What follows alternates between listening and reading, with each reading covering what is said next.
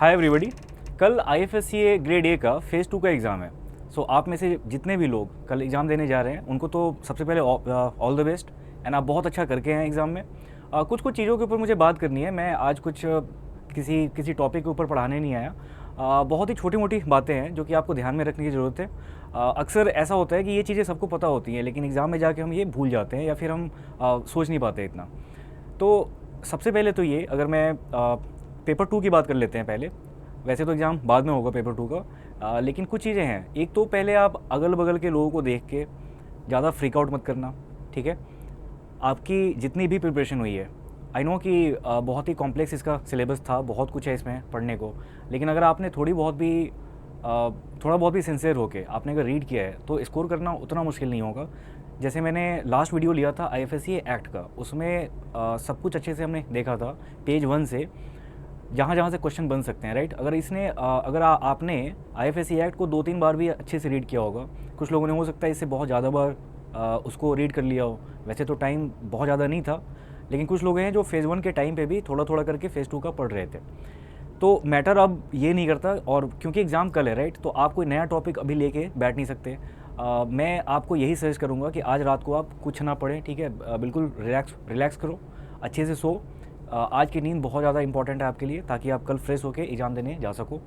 सो अगर आपने 2-3-4 बार IFSCA act पढ़ा है तो बिलीव मी, आपको ऐसा अभी लग रहा होगा कि शायद आपको ये चीज़ें याद रहे या ना रहे, लेकिन जो मैंने पहले देखा है और जो मैंने खुद भी फील किया है कि सेबी के फेज़ 1 और फेज़ 2 दोनों में जो कंपनीज़ एक्ट का पोर्शन होता है वो सबसे ज़्यादा स्कोरिंग होता है। बल्कि सिलेबस बहुत ज़्यादा है इसका। कंपनीज़ एक्ट में जितने भी चैप्टर्स हैं टोटल 7 या 8 रीड करने होते हैं। सो कंटेंट बहुत ज़्यादा है, फिर भी बहुत सारे ऐसे लोग हैं जो फुल में फुल स्कोर करते हैं कंपनीज़ एक्ट में, राइट। जबकि वो पूरा मतलब याद रखने वाली चीज़ें हैं वो सब, ठीक है। आपको बहुत बार रीड करना पड़ता है तब जाके फैक्ट्स आप याद रख पाते हो। यही चीज़ IFSCA एक्ट के साथ भी है, बल्कि IFSCA एक्ट तो बहुत छोटा है, तो आपने अगर 3-4 बार रीड किया है तो बिलीव में आप बहुत अच्छा करोगे उसमें। तो इसको लेके आप ज़्यादा चिंता मत करना।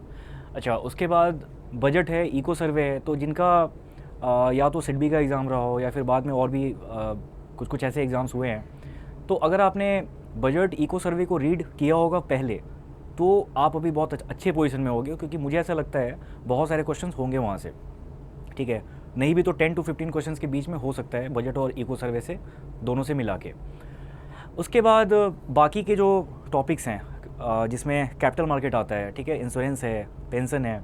सो अगर आपने पहले से भी PFRDA, या आप में से बहुत सारे लोग IRDAI के लिए भी रीड कर रहे होंगे, ठीक है, तो मेरा अभी बोलने का आई मीन सोल पॉइंट ये है अभी फिर बस कि आप बहुत ज़्यादा फ्रीक आउट मत करो इस एग्ज़ाम को लेकर। आई नो सीटें बहुत कम है, कंपटीशन बहुत ज़्यादा है, लेकिन आपने ये सब चीज़ें पहले पढ़ रखी हैं, तो एग्ज़ाम में जाओ एकदम काम माइंड के साथ। ऑप्शंस को एक बार अच्छे से रीड करना ज़रूर। बहुत सारे क्वेश्चंस में ऐसा आपने नोटिस किया होगा बाद में कि आप अगर ऑप्शंस को अच्छे से रीड करते तो शायद वो अटेम्प्ट हो जाता अच्छे से, राइट।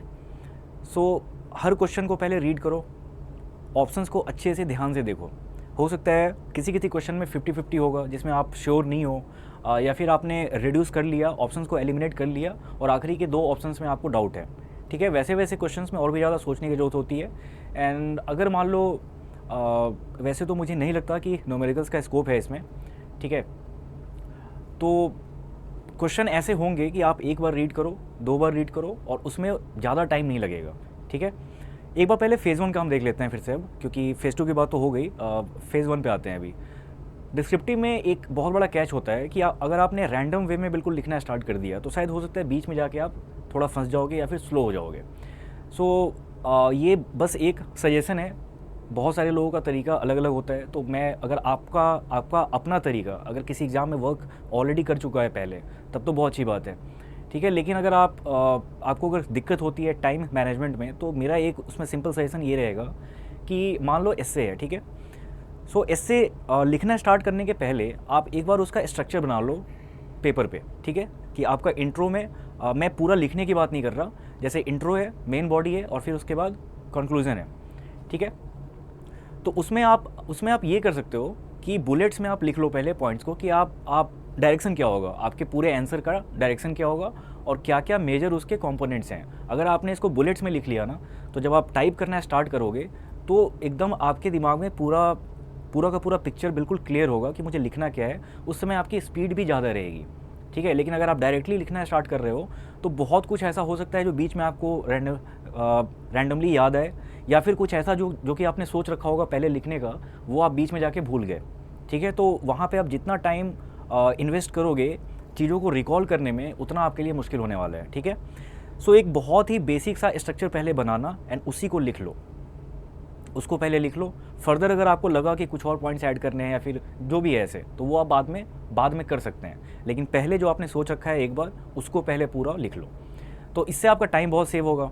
बाकी प्रेसी की बात है, तो प्रेसी के लिए अच्छे से आप पूरा जो भी उसमें दे रखा होगा पैसेज, उसको पूरा स्कैन करना, और हर 2 लाइन 3 लाइन के बाद उसको पूरा समराइज़ करते हुए कुछ ऐसे बुलेट्स में 2 या 3 या 4 वर्ड्स का कोई फ्रेज ऐसे लिख लो, ताकि आपको बाद में आइडिया रहे कि पूरे पैसेज का डायरेक्शन क्या है। तरीका ऑलमोस्ट सेम ही होता है, मतलब एस्से और प्रेसी राइटिंग। डिफरेंस बस ये है कि एस्से में आपको थोड़ा सा डिटेल्ड वे में लिखना होता है, प्रेसी में उसको शॉर्ट करना होता है, राइट। लेकिन फिर भी जो फ्लो है पूरे आई मीन जो आपकी राइटिंग होगी, जो पूरा फ्लो रहेगा, तो उसको आपको पकड़ना है अच्छे से। तो इसके लिए बुलेट्स का यूज़ करो जितना हो सके, ये बहुत ज़्यादा टाइम सेव करेगा आपका, ठीक है। आप मतलब इस चीज़ को फील भी करोगे जाके वहाँ पे, ठीक है। और आई मीन बस यही छोटी मोटी बातें थी बोलनी।